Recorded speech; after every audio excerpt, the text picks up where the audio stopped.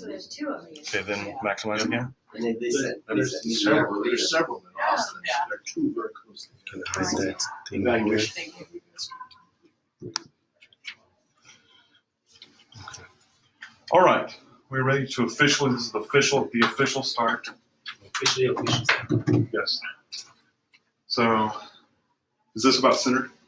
Perfect. Okay, perfect. All right, so everything I do, I had two conversations about this yesterday. One was with a client, one was with a prospect. And it's about the 5 steps of the sale, okay? And the reason for that is that these 5 steps I'm about to share with you are central to anything you do, because everything that you're trying to do as a small business owner is selling. Now, a lot of people are uncomfortable with that, and it's because sales has a big fat negative connotation from all the bad sales experiences we've ever had. But just the mere fact of me telling you that everything is sales is in itself selling you an idea. And I'm trying to get you to buy into that. And that's what I'm trying to get across. So when I talk about the 5 steps of the sale and the connection to full digital marketing integration, then I want you to understand that these 5 simple steps, easy to absorb, apply at everything. Whether you're doing video, SEO, content marketing, paid search, you're blogging, you're working on social media, everything is in these 5 steps of the sale. Okay? So let's get started. What is the first step of the sale? And I put this slide in here on purpose. Before you do anything, this is a brief, essentially a study primer, if you will. You want to hyper focus on your keywords. You should be thinking about your keywords every day, every single day with everything you do, because this is the language that your prospects, your ideal customers use to find you, but it's also, more importantly, the way they think about their own problem to solve. And that really is the core of any business. If you're not solving a problem, you probably shouldn't be in business. And that's a hard thing to own for a lot of people. But if you watch Shark Tank or The Profit, these are great shows to give you a very broad macro lens view of the sales process and small business in general, because they're always talking about what problem do you solve? Who's your ideal market? What problem do they have that you're solving differently than anybody else, right? That goes back to keywords. Don't think about keywords only in the nature of digital marketing. Think about them, that's the way the customer thinks of their problem. So, for instance, if you're a remodeler, the problem that we solve as a remodeling company is space in the house, flow in the kitchen, visual space, so the pleasing nature of the visual space in my home, and that all goes back to how much I enjoy my home. So if I wanted to market to that vertical, then I'm going to reverse engineer that. I'm going to go, what problems do they have? And then I'm going to look online to see how people search for it. If they go space in my bathroom, malfunctioning shower door, malfunctioning appliances in the kitchen, these are all motivating factors to finally pull the trigger on a remodeling job. And I'm going to find those keywords. I'm going to build content around that so they have a target landing spot to come to, okay? So hyper focus on your keywords. Know your value proposition. Your value proposition is very simply explained, but it's something you work on for the rest of your life in your business. Value proposition is simply, I'm proposing value to you. I'm proposing that the value that I'm going to give you is worth more than the money you have in your pocket. Now, I don't know about you, but me, I like my money in my pocket. Feels very good there. It makes me feel warm and fuzzy. I worked really hard to get it there. I'd like to keep it there. But sometimes I have problems that are big enough to motivate me to pull that money out of my pocket, give it to somebody else in exchange for a solution to a problem. That's your value proposition. That your core value proposition in its broadest sense should be in your tagline at the top of your website. It should be the thing people always see when they come to your website. And most of the time, the value proposition is horrible. The tagline on the website is horrible. Okay? So spend a lot of time on that. Spend money on that. Hire a consultant. I'm not saying hire me, hire somebody. Okay? So maybe I should stop there for a second. I want to be very clear that nothing that I'm saying today is about selling my services. This is about what you should be doing if I didn't exist. Okay? So think about it like that. This is not about selling my services. Know your audience. Ray Edwards, I believe is the guy's name. He's a copywriter, and he said something that really crystallized this for me. He said he was working in radio in their writing section. He was writing the ads, and as a team, they had a they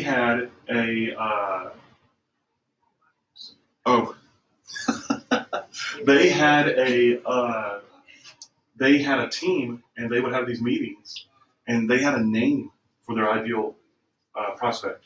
Her name was Carol, and they had a full breakdown: how old she was she married, did she have kids, what was her career path, where was she every day when she was listening, what was her day part that she listened at. That's how you should think about your target market. Don't just think I need to sell these nuts and bolts. Think about the way the customer perceives it, consumes it, when they consume it. How does mobile play in? We'll talk about that a little bit more because mobile is dominant now. We're finding statistics that are just mind-blowing at how quickly mobile is taking over the marketing space and the consumption space. Ask them questions. This is probably the most overlooked thing in the world because it's free. You probably want to buy them dinner or something for participating with you, but you can ask your people, your past customers, questions about how the service went. It's the easiest thing in the world. Before, during, and after. It's a very simple plan. Bill, you bought my consulting services. I wanted to ask you a few quick questions. What were the problems you experienced before you worked with me? What was the process like during the time you worked with me? How has it been since? Before, during, and after. These uncover very important things. Some of them are functional in your business. During, if he was like, well, you really didn't respond to that email I sent you, and that really bothered me. That's an internal process I need to fix. But that's a hot button that I wouldn't have heard about, see, if I hadn't asked him. But more importantly, that can transfer into processes that go on your website that attract people to you, which is we always return emails on time because that's a concern that I didn't really think about, maybe, right? So it's uncovering processes, uncovering possibilities of marketing, okay? Talk about the answers, like I just said, talk about what they talk about. That's, again, your keyword research is going to go into how people discuss the problems and solutions around your marketing center, okay? So with that, we're going to go ahead and get into the actual 5 steps. First step is greeting. It's the widest point of the funnel. How many of you in here do not know what a sales funnel is? Okay. Sales funnel, if you've ever seen a picture of a funnel, okay, the idea is you have a wide point and narrow point of the funnel. The narrow point is purchase. Now online, purchase may be fill out this form. It may be make this call, okay? But there's a purchase there. There's a mental or a physical purchase, okay? So greeting is the widest point of that funnel. You're going to talk to the most people here, and the majority of them are not going to buy from you. At the greeting stage, the majority of people are not going to buy from you. And online, it's typically your homepage, okay? Typically, the greeting point is your homepage. However, as you'll see as we go through this, many times people jump through step 1, 2, and 3 at the first click.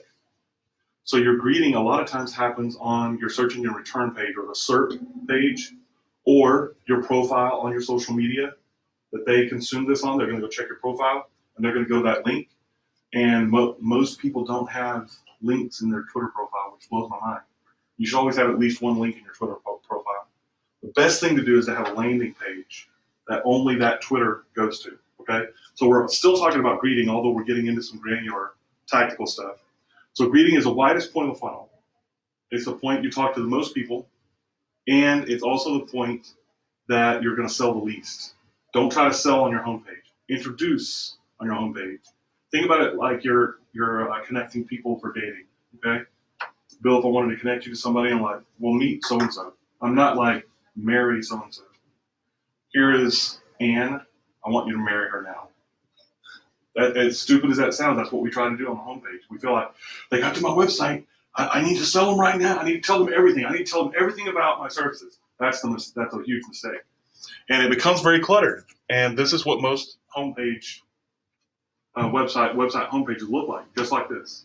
It's very cluttered. Very you can't tell what the message is. You can't tell what it's about or what the purpose is because it's just covered up. You need clear calls to action, clear steps I should or can take to get what I need from you. Then we go to the next one, rapport building investigation. A lot of sales processes and training combines these, has these separated. Rapport building is one step, investigation is another step. I put these together, and here's why. This is what I was talking about to my prospect yesterday. When you build rapport, I can build rapport with you all day long, and I'll have a friend, but I won't be any closer to a sale necessarily. But if I combine investigation with my rapport building, then I'm getting closer to a sale because I'm beginning to understand, is this person the right fit for me? Am I the right fit for this person? Online, this is a little bit harder to do. You can't read facial expressions. You can't tell if people are disconnecting from you. So what you have to do, this is where keyword research and your vertical research comes in, because you apply what you understand about the people to your copy. So a nice phrase to use this to do investigation is, if you're like a lot of my customers, you feel ABC. We've all felt DEF. We found that GHI is true if you do JKL. Okay? Does that make sense? Simple formula to use for your copy that helps you identify with people and helps them self-identify. It's a very important step. Okay? I use the FBI here because it's very interesting, because I've been giving this presentation for about 4 years now, and I've had that very same sign on, and it's fascinating. Whatever is in the news about the FBI at the time affects how people respond to that sign. But I use it because this is an entire organization built around investigating people. Now, of course, that has a negative connotation for us, but in cases of marketing, it makes perfect sense. Investigate your people, understand how they think, what they do, why they do it. I love this picture because every file cabinet in this room is filled with boxes. Every box is filled with files. Every file is filled with individual pieces of paper. And each one of those pieces of paper represent multiple hours of human endeavor pointed at investigating and learning more about somebody. That's how you should think about your market. You never stop thinking about how they think. You never stop looking at how they consume. You never stop measuring on your different platforms that we're going to talk about integrating today. You never stop, because one of the big reasons you never stop putting effort into learning about them is because they're changing. Every 5 years, more wired teens, if you will, people who never existed without the internet, move in to your buying market. And they consume data differently than any of us in here have ever done. How many people in this room are under, I'm going to be careful about this because I don't want to offend anybody. Let's say under 40. Anybody under here? Okay, so we have some people under 40. Not going to go any further. I am 46 at this point. At the time of this recording, I'm 46. So for me, the internet was a midlife thing. This brand new, wonderful thing, when you heard all the AOL dial tones and everything. But there are people now who don't know life without the internet. There are adults now who don't know life without multiple screens. That's a different animal. They're pointing out now that like upwards of 80% of people watch TV while they're looking at another screen. As they see commercials, they're looking up stuff on Amazon. As they see the TV show, they're looking up IMDb facts, and they're consuming the commercials, the display ads, and the paid search that's on IMDb. They're looking up news when they see a crawl on ESPN about some sports news or something like that. So you have to understand that people are consuming from different paths. How do they receive it? A really great exercise is to go to television, watch commercials that pitch somewhere in the same idea that you do, and listen to the language in the commercials. Because those people are spending millions of dollars in research, and you can learn from them. It's easy to do. Step 3, presentation. Any of you that were ever into comic books, you'll recognize this photo. You have to be old, unfortunately, because you can see that it's only 50 cents. But this was the deal, man. When I was a kid, this is what I wanted to be in life, as a magician. Because look how cool that guy looks. I want to pull a rabbit out of a hat. I want to have a mustache like that. And I can for 50 cents. Okay, so what they're doing is they're presenting something that I want to be, right? I'm presenting a state. People buy on emotion, they justify with logic. That's a fact. Here's another fact. People don't buy things, they buy states. I'm not buying a MacBook computer. I'm buying the fact for the first time in my life, I have the cool computer. Okay? all before this time, I've always had not only a Windows computer, which everybody knows is the uncool computer. We all know this. This is accepted fact. Not only is it the uncool, I don't even have a brand name uncool computer. I have the knockoff, generic uncool computer. So when I buy this MacBook, there's a little part of me, as I don't know, as corrupt as it sounds, that's like, I'm kind of rejoicing in the fact that, you know, I'm one of the cool kids now. Now, you could tell, because he had to help me set it up, I don't know everything about running a Mac, so he's way cooler than me. But I at least have one, right? So what am I buying there? I'm buying belonging. I'm buying comfort, security. All those go around. Status. What? Status. Yeah, status. So if you think about Maslow's hierarchy of needs, it runs right in there. Security, safety, popularity, comfort, attraction. All these things are built in to what I'm actually buying. Now, a lot of people are going to resist that. They're going to say or feel, and some of you may feel this, that's why I'm talking about it. Oh, I'm not going to manipulate people like that. I'm not going to try to think psychologically and manipulate them into buying something. And I'm not advocating that. You shouldn't do that.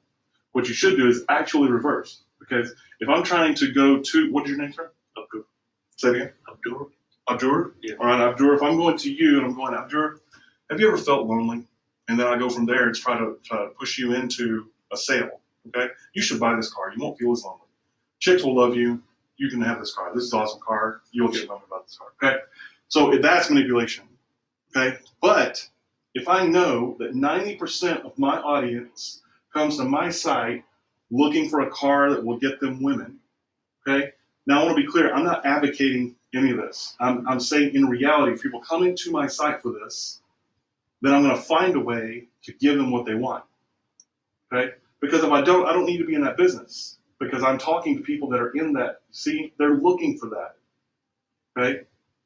So if I don't want to sell that way, I don't need to be in that business because that's what they want.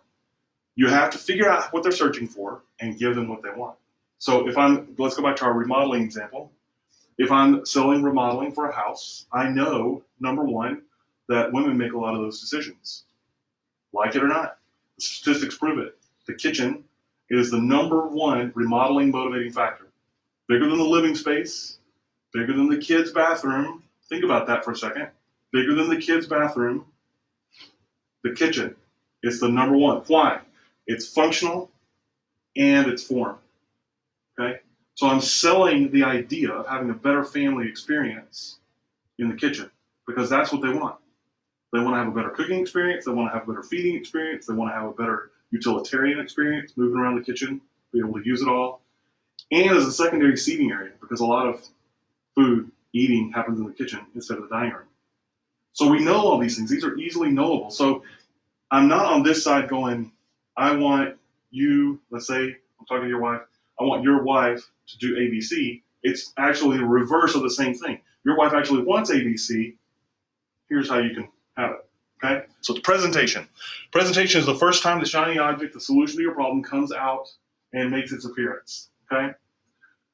A clear path is incredibly important in your website. All the digital marketing integration tools and tactics we're going to talk about today all point back to your website. Now, a lot of people are going to disagree with that. They're going to say, well, I'm going to have a Facebook page instead of a website. It's free. Free 99 is the best price that we've ever found. Okay? So we're going to have a Facebook page. It's full functional. I can have all my information on there. People can see how popular I am and how many people like me. And I like to be liked. So let's have a Facebook page instead of a website. Now, this thinking has gone passe very, very quickly because Facebook changed the rules. We'll talk about Facebook a little bit later on in the presentation. But the website, the reason a full functioning website is very important for you is because you control that. That's your real estate. Okay? You don't control real estate on any of these other places. Facebook, Twitter, Instagram, YouTube, any of these other channels, you do not control that because they can come in and change the rules. Twitter's talking about changing the character rules right now.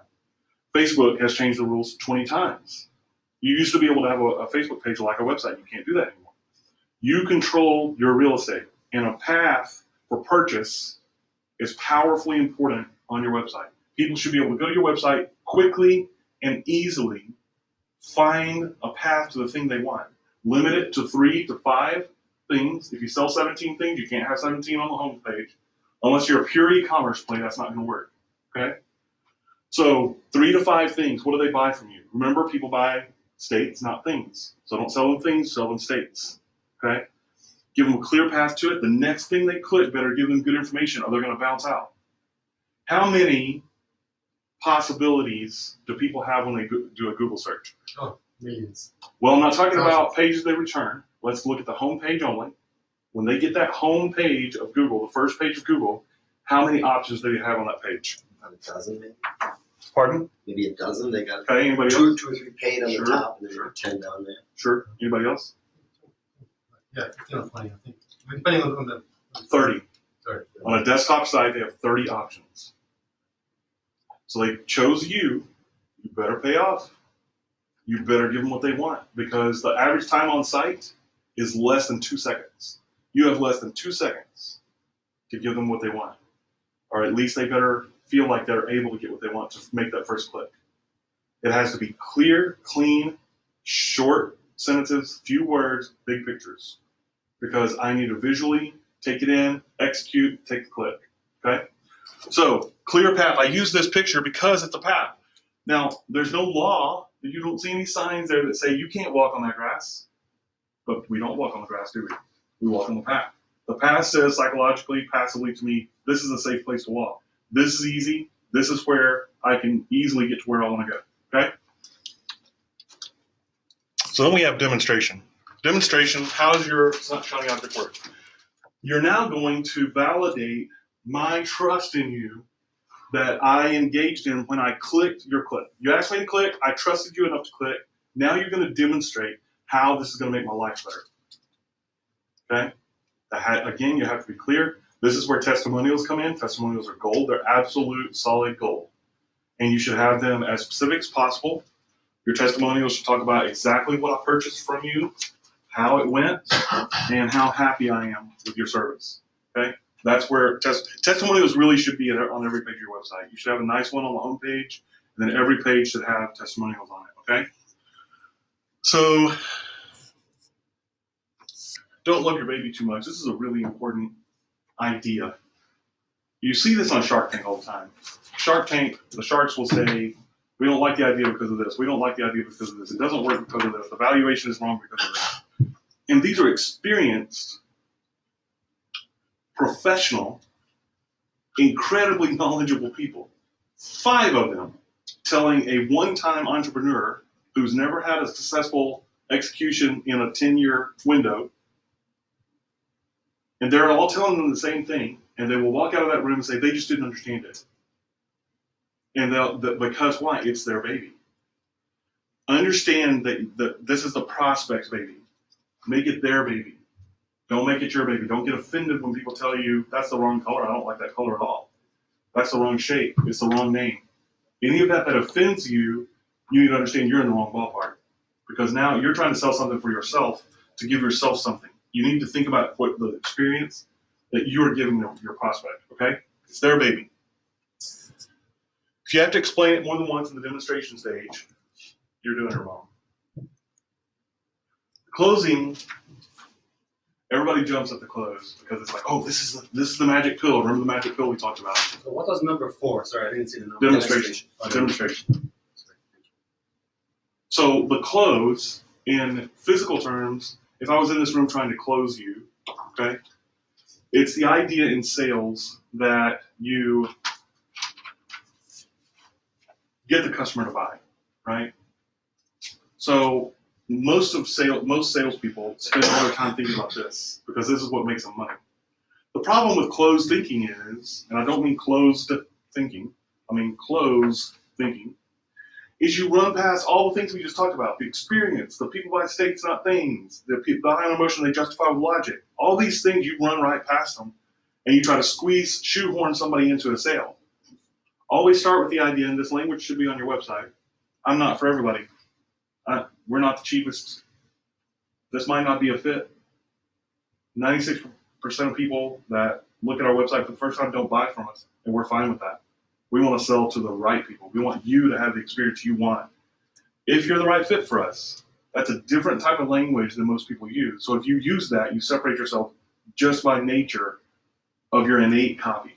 Okay? You separate yourself. Okay. So the least work yet if you've done your job. The thing about closing is once people get to step 3, presentation, and they've self-identified that yes, this is what I've been looking for. Once people say that to themselves, they're starting to close themselves. You see? You should not have to work at the closing stage. Your copy shouldn't have to work at the closing stage. They should have already closed. If they have not, either you haven't done their job or they wrongly self-identified. Okay? So they either weren't in the market, they didn't have the budget, it wasn't really the right fit when they did all the things that they did to get to the closing point. But with all that said, closing tactics and tools in your website and in your digital marketing integration are call to action buttons. That's a close. Call to action phrases. Click to call phone numbers on a mobile site. So all these things pile up, and they're all little signals throughout your copy that give me the ability to close with you and buy. Okay. So the closing is a purchase, either a mental or a physical purchase. I'm either purchasing something physically from you, or I'm agreeing to take the action you asked me to take. It's fill out a form. It's sign up for our email list. Okay? Does that make sense to everybody? Anybody have any questions at this point? Because now we're going to move to some tactical things. Okay, perfect. My definition of a sale is when the right solution reaches the right problem at the right time. Any one of those 3 things that are absent, and it's not a sale. It's something artificial. A sale is a natural thing. It's me identifying something that is a solution to my problem. I'm looking at a Diet Dr. Pepper here. A Diet Dr. Pepper, in real terms, does not solve any problems. It actually creates problems. But the problem I'm looking to solve is what I perceive it to be, right? And we have to understand that. Now, unless you're in a nutrition play, then it's education. And a lot of things you sell are going to have education aspects to them. Because I don't understand yet why Diet Dr. Pepper is bad for me. I actually didn't most of my life. Until I went to a dentist. And he's like, yeah, this is a chainsaw for your teeth. So understand that you have an education gap. Most products are going to have some education factor in them. Some are long cycle education, some are short. Okay? But that sale is going to happen when you reach the right person at the right time that has the right problem, and you're the right solution. Okay? So we're going to talk about video. Video, I'm putting this at the front of the presentation because video is so pervasive in our society. Some monstrous changes have happened in the world of video. Does anybody know what the biggest change of video has been recently? Not everybody can do it. Okay, that is part of it. There's another big, huge piece. Starts with S. Social media. No. Streaming. Streaming video is the new frontier. This is what Periscope is. This is what you're starting to hear from the NFL, which is one of the biggest sellers in the world of anything. They're starting to offer their games on streaming video. So they're doing an end around the cable companies. That's starting. That's what's going to kill the cable companies. Okay? Streaming and video, because those are really 2 different things. You have those of you who are watching this right now, you're watching this on passive video, what I call passive video. It's video that's already been recorded and sitting there. Then you have active video, which is streaming. They're completely different worlds because I can control things in this world. In the passive, the recorded video, I could even cut this section out. You'd never see my hand moving forward, okay? I can edit video, right? Streaming, I can't do that. Until it stops, then it becomes passive. But live streaming video, if you were streaming this presentation, you know, if I had a cough or a sneeze, you can't take that out. It's real time. That's why people love it, because you can't hide anything, okay? Video is very powerful for a lot of reasons. The biggest thing is to understand in your vertical, in your ideal target market, who consumes video and how. There's no way for me to overemphasize this point, okay? People under 20 consume video for different reasons and a different way, okay? Pepsi is a great example of this. In the 80s, Pepsi completely revolutionized their positional marketing. They were a sometimes number 3 player, sometimes number 2 behind Coke, traditionally. Coke was the big 800-pound gorilla. And then in the 80s, does anybody remember the Pepsi commercials? Somebody tell me the taglines. The choice. New generation. There you go. 30 years later, I can introduce this idea, and it hits. Okay, you remember the Ray Charles commercials? You got anybody? The Right One, Baby? No? Oh man, that was great. That was actually a really good song. They hired Ray Charles to come in and do these commercials, and he did a series of them for Diet Pepsi because they were going after the Diet Coke market. But what Pepsi did is they embraced their number two status. They didn't try to defend it and say, no, we should be number one. That's the traditional thing we all try to do. We all go after the number one people, and we go, no, we should be number one. We're better than them. Instead, what they did is they said, we're not your father's soda. We're the choice for a new generation. And their market share went through the roof. And do you remember what Coke's response was? They changed their formula. They tried to become more like Pepsi. They made new Coke, which was a disaster, but it also called their market back to them. It's a long story that's its own workshop. You should study that. It's fascinating what they did. Did Avis do that too? We're number two, we try harder. Yeah. But they did that because Pepsi was working so well. Oh, I thought Avis did it first in the 60s. Oh, I don't know. I wasn't born in the 60s. Yeah, Hertz was the big car rental thing. Yeah. And then Avis had the big campaign. We're We number try two, harder. we try harder. I remember We Try Harder. They relaunched that then in the late Okay. 80s, early 90s. I remember that. Yeah. So what does this have to do with video? Why am I talking about this connected to video? Here's why. Because Pepsi understood they could not knock Coke off by trying to become number one.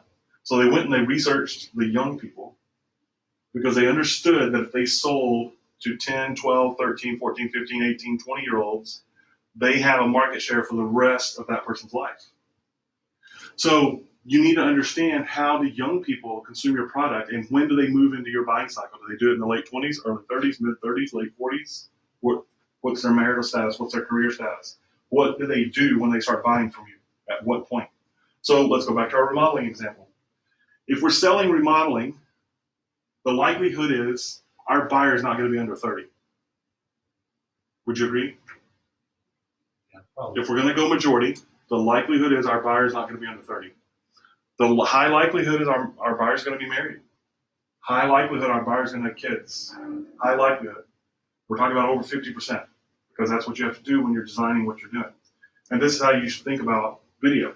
So a 31-year-old married mother of two is going to think about remodeling in what way? Then I'll walk down. I'll try to name 5 things. Then I'll take those 5 things and try to break those down into 5 things. One of those things I guarantee is going to be video.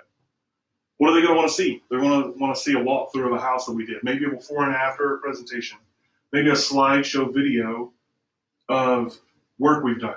Maybe in-person testimonial inside the home. These are all great uses of video. Now, here is a monstrously important fact about video. A lot of people don't watch it. People like me don't watch video. I was talking to a friend of mine who's a very successful multi-company starter and seller, whatever the name for that is. I probably should have had a name for that before the presentation. A successful entrepreneur. Yes. Yes, we'll go with that. He will not watch a video online. And he's under 30. That's what's funny about it. He's under 30, he hates video. He wants to see bullet points that he can consume. And if you don't give him that, he's not going to consume your stuff. He'll skip past your video. He'll go down into your copy. Copy's not good, he leaves. So understand, if the wife is influencing, we're going husband and wife here. We're going with this example. Again, not advocating for or against anything. We're using this example. Okay. Wife influences the decision. If the husband happens to be more involved in the process than some other husbands, then he is going to go investigate the same thing. So this means you don't just depend on YouTube for video. We're going to talk about tactically using video in a second. You embed it on your page. So if I'm going to embed a video on my page, where's it going to be? What part of the page? I don't know if it's a face. I mean, this is a question. Should I put it on the main front landing page, or should it be like one of the other like videos, for example? Or Okay, I'll give you an example. I want to embed the page. I want to embed it on a web page specifically about that product. You may have a general greeting video on the homepage, but it's better, in my opinion, to have a choice on the homepage that goes to a specific page. The video is on the top. because that's going to load first on mobile. Very important. Loads first on mobile, but then I can scroll down and my copy is going to be sharp. I'm going to have bullet point. This is why, this is how, this is when, this is who. Testimonial, picture. All this stuff is going to be validating. This is what you're going to get if you buy from us. And a lot of times it's the very same material that's in the video, but you're providing for people on both sides of the aisle. I'm going to watch video, I'm not going to watch video.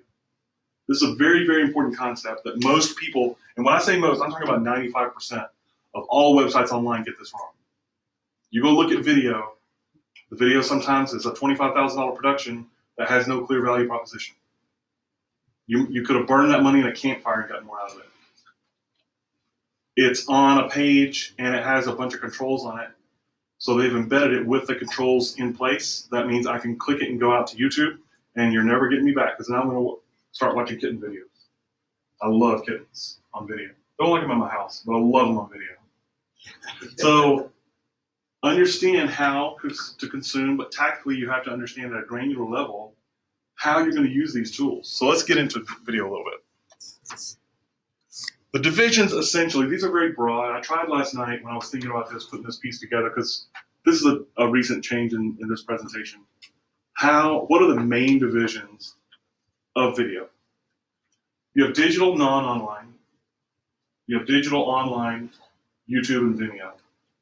These are the major divisions, in my opinion. Some people may disagree with that. We're going to go with this model. So you have digital, non-online. Why have I not gone analog? Why did I say analog? It doesn't exist anymore. It does, But does it matter? But you can't on a computer. It doesn't really exist. You have to convert it to digital. So Yeah. then we're still talking about digital. Yeah. Okay? So you have digital, that this video that's recording right now is digital. If we converted this to DVD or something like that, which is dumb, if you're doing that, stop. If we did that, we would be non-online. We'd be distributing this maybe at shows, maybe at seminars, things like this. But don't do that, okay? I spent an hour and a half consulting with someone last week who had all their material still on DVDs and CD-ROMs. And now they're having to make the gigantic leap to move everything over to be able to be consumed online. So then you have digital, online, YouTube, and Vimeo. YouTube and Vimeo are the two biggest players in the video space for a couple of reasons. YouTube got there first. Okay, YouTube, it's called YouTube because it's about you. That's why we love it, because I like things about me. I'm going to love seeing this online because it's going to be like, I have something on video. Then I'm going to watch it and not like it because my fingers were kind of weird. I didn't like my collar. I'm sure there's something wrong with my collar. But we love videos about us. And you can upload anything. And I can watch anything. I can make playlists. I can create my own channel and put all my stuff on it. And everybody can go look at it. And I can have the me show, right? Now businesses, same thing, a little more sedate. Not as, yeah, you look at me, but it's kind of the same thing. Here's the story, here's us, here's what we do. You can have all this on your own YouTube channel. It's powerful. Vimeo is popular for more professional type people because it's better quality overall.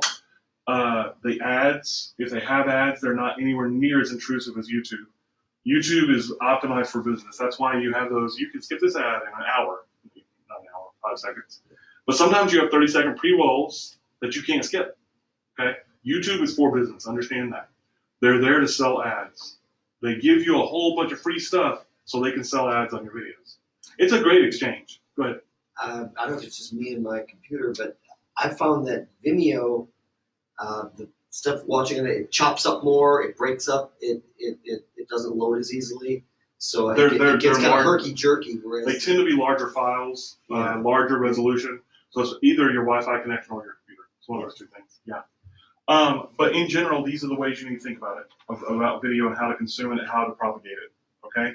So it's these three essential. But really, the first one doesn't even matter. I only put it there because it does exist. Yes? So, in connection with what you said before about once you go to YouTube, you watch the cat videos, Mm-hmm. would you say that on your website then it's best to have like a self-contained video that doesn't link to somewhere else? Well, It's that not in on YouTube, you have the option. No, put it on YouTube. But when you embed on YouTube, when you make the choice to embed, there's a little more button down there. This is a whole workshop. Optimizing YouTube is an entire 2-hour workshop. And we can put those together for you if you really want to understand video better. We can do that. But you click the more button, you go down, and it's got checkboxes to either include controls and include predictions or don't, and you don't want to. You don't want anything on there. You want to be able to click and watch the video or not watch it. That's the only options they have on your page. So it'll still stay on your page when they're watching. That's embedded, yeah. So you're not, now it does cause your site to load a little bit slower, and site speed is important. So you want to be careful about how you use video. You want to make sure that you don't overload your site with videos, because it will make your site load slower. That's going to get better over time. It's just right now the compression is not to the point yet that it's not going to cause, for instance, mobile to load slower.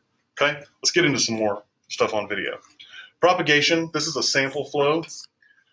So again, it goes back to keywords, because everything goes back to keywords, because everything goes back to keywords. You should always be thinking about keywords. Have you thought about any keywords since I first said the words keywords in this presentation? You should have.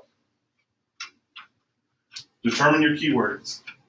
Your keywords on video are going to be the same as they are in everything else, okay? You might have a few variations of that, but right at this stage right now, if you're in this room or if you're listening to this presentation because you're trying to learn more about digital integration, don't even think about that. Think about the fact that all of your keywords on social, video, content, blogging, website copy, sales pages, they're all the same, okay? So go ahead. They Yes. can tell what your keywords are by the spoken word. No, the title, how you optimize the video. Okay. That's why I say optimization is its own workshop, okay? Because there are probably 50 tactics you need to be using in optimizing your videos, okay? But it doesn't have anything to do with the actual spoken word on the video. It's more of Yes, everything around it. Yes, and no. It's called what was it said? Everything around it. Oh, Right. It is and it isn't, because YouTube is getting very, very clever and creative about how you can embed certain things in the video itself and make the video dynamic, okay? So that everything that's dynamic is able to be viewed by Google, generally speaking, okay? But a big hole of code, of video code, is not consumable by Google yet to be able to index. And that's what causes it to appear in search engines, is indexing, okay? So let's go through this. You know your keywords by now. You build your content, you record it. So you plan your videos, you record your videos, you get them finished. Then you embed them wherever you want to embed them. You share them, and you syndicate them. So embedding, we've talked about. Sharing, you want to use a syndicator like Hootsuite or Buffer, something like this, because it enables you to plan out content in the future in one sitting session, if you will, okay? So let me finish this thought real fast, and then I'll take your questions. So as I sit and I watch television, I watch reruns of NYPD Blue, which I've been binge watching right now. I am just pounding out videos in the future. I'm sitting for an hour and I'm planning out content for the future. One of those pieces of content is video. You should have a nice mix of content, your own content, informational content, sales and special offer content, and videos. All these should be in your stuff all the time. And you should pull in valuable content from people who don't compete with you directly. This should all go into what you're syndicating out through Hootsuite, okay? I'm calling Hootsuite because that's what I use. A lot of people use different stuff. I use Hootsuite. Hootsuite, like HOOT. Yeah. So sharing and syndicating are the big players, because you finish these things and you syndicate them. You need to understand that quantity is much more important than quality in all of your stuff. Now that's, oh, absolutely. Quantity, not quality. Until you get to your sales page, because you have to understand something. People will click on a video link off of YouTube, off of Twitter, and then they will go to that page and skip your video. Some people don't consume video, but the reality, this is what's crazy about us as human beings. I know I don't watch video, but if you show me a page that has video on it, it tells me that you invested a little bit more than the other guy, and I'm probably going to click your page even though I know I'm not going to watch that video. So now you don't want to have something nasty on there, but don't not produce something because you're afraid that it's not going to be good enough, okay? So Pat Flynn, who's a big-time online guy, produces an amazing amount of content, and every single piece of it's valuable. If you want to write this down, the passive income, smartpassiveincome.com. It's outstanding. The guy gives away so much stuff. It's overwhelming. It completely intimidates me. But he gives away a lot of stuff. And he said something. He's actually quoting somebody else, and I can't remember who it was, so I'm going to quote him. If you are not embarrassed by the first version that you put out, you launch too late. If you're not embarrassed by the first version of something that you put out, your content, your video, your blog, your website, you launched too late. Why is that? Because we all tend to want to polish the car a little more before it leaves the garage, right? We want to make it a little bit better. We're intimidated because it doesn't look as good as something else. We forget the thing we're looking at is not their first launch. And if it is, they launch too late. Okay? So the most important thing is get motion. There's a quote that I have right now. I'm claiming it as mine because I haven't been able to find it anywhere else. Inertia is your enemy. Inertia is your enemy unless you're moving. So the law of inertia that gets quoted most of the time is objects at rest tend to remain at rest, right? But there's a backside to inertia. Objects that are in motion tend to stay in motion. Just the simple act of getting motion on your marketing is going to get you something because you can measure now. If I put a blog post out there, I can measure the response to it. If I'm polishing it, I can't measure any response to it, right? And a simple blog post, even one less than 300 words, is more effective than no blog post, okay? Launch, do it, start it. Pro tips. This is not a complete optimization list. I have a question. Yes, sorry about that. Very, I'm embarrassed to ask it. No, don't be. Don't be. What does syndicate mean? Syndicate. Sorry. Syndicate, it just means to, so in the traditional meaning of syndicate was the mafia, but we're not talking about the mafia. That's what went through my head. That's why. Okay. To syndicate is a verb, okay? And if you look at syndication in the traditional sense, the way it's most often used is like the Seinfeld show. So the Seinfeld show starts as an NBC show. Then once it gets to a certain point and it's so popular, a propagator, for lack of a better word, like TBS or TNT, that's not a traditional Big Three network, is going to come in and go, let us show you reruns. Now Seinfeld's going to get a piece of that, NBC's going to get a piece of that, because they own the rights, right? Mm-hmm. So that's a traditional meaning, and what syndicate means in this case is to take a thing here and just spread it out, and spread it out over all these channels, right? Because TBS is going to have it, the WB is going to have it. The older the show gets, think about I Love Lucy. That's a much better example. You can find I Love Lucy shows everywhere now because they're so far from the original launch that they've been syndicated everywhere. That's the way you want to think about it, okay? So it's the ability to put out your content in the future without having to be there at the time and do it live. I'm not sharing on Twitter right now. The high probability, unless I don't do my job, is that sometime in the future you're going to see this video appearing in different channels in different ways at different times. And they all will have come from me sitting and watching NYPD Blue while I'm punching buttons in the Newsweek, okay? All right, let's get to these pro tips. Not a complete optimization list, but there's some tips that you should think about to get you started. Embed without a title. We talked about this. Embedding a video without the ability for me as a watcher to go anywhere else. I don't want them leaving my page. I want them to make a decision on my page, even if it's to click to another page. I want them to do that on my site. Once you get into the sales process and into the content on your website, you really don't want people leaving and going to your social site. Because once they go to your social site, they can see all their other stuff. So I call it Aunt Patty's Kittens. So I have an aunt named Patty. That's why I call her Aunt Patty. It's very complex. She had, her cat had kittens. So I call it that phenomenon because what happens is I'm trying to sell a $50,000 remodeling project, and the person goes to Facebook, they see the little indicator at the notifications, and guess what? Aunt Patty had kittens. Now I gotta go look at those kittens. They ain't never coming back. Now what they will do is they'll go search remodeling again and go, who was that company that I went to before? I think it started with an S, and they're gonna go to somebody else's sales page because I did not do a good job, right? I didn't give copy. I didn't make sure my options are siloed. I call it siloing. I'm not the first person to do that. But siloing, the idea, if you think of a grain silo, it's a long tube just filled with stuff, and that stuff can't get out until you want it to get out. That's why it's called siloing, okay? So embed without title, embed without options, lots of videos for predictions. What this means is YouTube will they want the person to have a good experience. So if I click on Bill's videos, one of Bill's videos that go out to YouTube, there's going to be a prediction engine. You cannot disable that prediction engine on YouTube. YouTube is going to predict videos at the end of it. This is why you see that hashtag full of other videos at the end, right?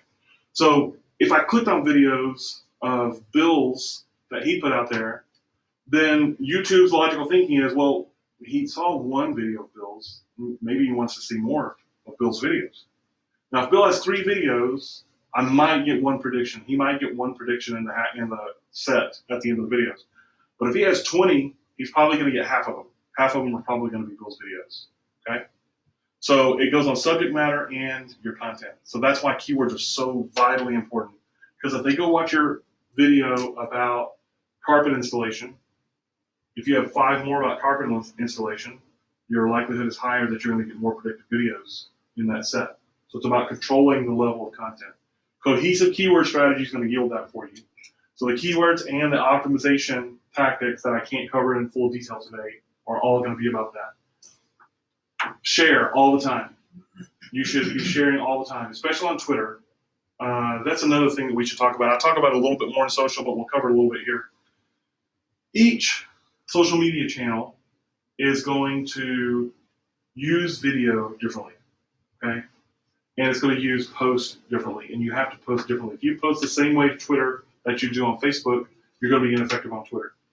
If you post to Facebook the same way you do on Twitter, that you're supposed to, that best practice is, you're going to be ineffective on Facebook, okay? That's just the reality, because they consume differently, okay? Instagram is its own animal. It behaves completely differently with all these things, okay? So understand where you're sharing and how, and then share all the time, and then after that, share some more. All right. SEO is the next section, but we're going to take a break before we do that. But before we take the break, does anybody have any questions about what we've talked about? Yes. Regarding the social media stuff, Yeah. I work solely alone. I don't have an employee to handle this, and I'm an old guy. I joined Facebook kicking and screaming, as I told them, and I found it's a mixed bag. I kind of like some of it, but I just don't have the time or energy to be on every form of social media. Is there, if you were to limit it, is there one form of social media you would say is more valuable than the others? Like I can read Twitter. I don't know if you read up to down or down to up, and Well, so the short answer is yes, but I will tell you in short, essentially what you really need to do is, if you don't have the time, you got to hire it. Yeah. Hire a consultant to come in and tell you, because they're going to have the knowledge that you need. You're either going to spend 100 hours or you're going to spend a couple $100. I mean, that's your choice. Yeah. Because it has evolved so far from where it started. Twitter started in South by Southwest in 2007. Super simple interface. Everybody loved it. Within 3 years, most people hated it. Now, lots of people hate it. Some people love it. Okay? It's just that way. But it's a cacophony. It's an absolute hurricane of data. Facebook started out as a very organic user interface. That's why everybody liked it. Then they started trying to sell things on it, because it was never intended as a sales platform, and it offended a lot of people. A lot of people still have an offense at Facebook. So Facebook is a mixed bag. On the other hand, they have monetized better than anybody else in social, in my opinion. I don't think I'm alone in that. I don't think I'm breaking new ground here. But if you read the news, either today or yesterday, their last quarter earnings were so good that their stock price went through the roof. They beat the last quarter. And they're the only social media platform doing that. They're the only social media platform that is earning investors money. That's why all the investors love Facebook. But that comes with a price to the organic user. Your organic reach on Facebook is non-existent now. You can't just go post something and people will see it. And as a matter of fact, they've even gone more active than that in your business page. If you post something commercial, if you say, buy my product, check out my special offer, they actually look for those posts and they reduce them to nothing. You get zero exposure out of that. The only way you'll get exposure is to send people directly to your page, but it will not appear in anybody's feed. You have to pay to play on Facebook. So those are the two biggest players, Twitter and Facebook. You have Instagram, you have Periscope. There are things you can do, but the best thing to do is to develop your content and make your content better. Get a syndicator and just start throwing it out there, especially on Twitter. Then just start measuring results. Get some aggregator tools that are going to tell you what's happening on your channels. Twitter does an okay job. Facebook actually does a really good job of giving you feedback, but you don't have organic reach. So it's a mixed bag. I mean, it's a very complicated world out there. Because then you have the subgenres. You have Reddit, which is its own animal. I mean, it's a gigantic animal that most small business owners have never taken advantage of because it's just a different world. So it's an extremely complicated world out there. It's like, tell me what part of world history I need to understand today to execute my business better. You know, it's literally that, like, gigantic. It's like looking at an elephant with a monocle, and you're this close. Tell me about this elephant. You know, it's the very same thing. Yeah. So yeah, it's either spend at least 100 hours just getting an overall grasp, learning it yourself, or pay a consultant, because again, they're going to have the knowledge and the history of each channel to help you. Anybody else before we take a break? All right. Well, let's take How long a break do you? 10 minutes. Okay. Does that work for you? Yes, restrooms are out, down the hall to the left on the left-hand side. There's a little L there. You go out to the left, and then you have to go around the elevators. Sure. Take this off. Yeah.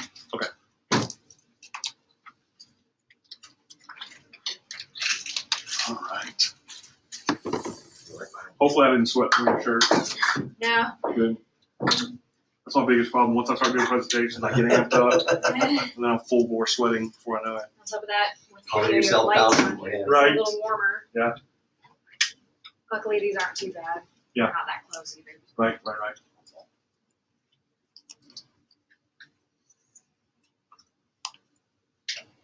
I think we got a lot of good video and audio. It filled the card. You did? Yeah. Whoa. I wonder how long it got. Jeez. Yeah. Okay. Well, I'll let you know what we end up with. Well, this will have audio. Okay. It's going to be bouncing in the room. Yeah. So I don't know if you want to mix those two, so that if that does drop, it probably has at some point. That whole Q&A section, of course, at the end can be dropped. Mm-hmm. Yeah, I thought about that as maybe something audio that you could do too. Like you could maybe do snippets of it. I don't know. Whatever works. There's Just all find out kinds how of- much we have, and Yeah. we'll go from there. Okay. But what I was thinking about is mixing it in the room, mixing it with the room audio, Mhm. and then because if that drops, whenever that drops, and if we still need more, then it's not going to sound so unnatural. That's true. We'll see. It's the first run. That's why we're doing it first run. Yeah.